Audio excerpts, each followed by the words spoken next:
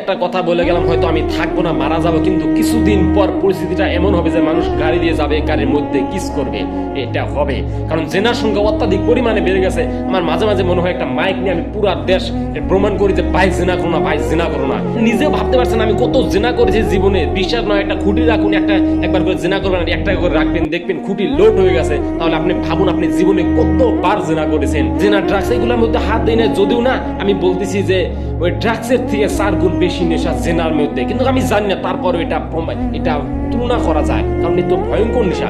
হয়তো আপনি আজকে বলবেন একজনকে যে ভাই জেনা করিস না, বা আমিও করি না, তুই বা এইগুলো করবেন না। হয়তো আপনার ফ্রেন্ড আপনাকে বলতে পারে ও তো ভালো দেখার লাগবে না, তুই এখান দিয়ে যা, তুই কোনকার ভালো। হ্যাঁ, আমি নিজে জানি আমি লাভ করি কি না, আমার আল্লাহ জানে আমি লাভ করি কিনা, আমার বাবা মা জানে আমি লাভ করি কিনা। আমার এটা না যে আমি তোমার সামনে ভালো হলে আমি অনেক ভালো, তোমার সামনে প্রমাণ করতে হবে আমি লাভ করি কি করি না, এটা ম্যাটার করে না।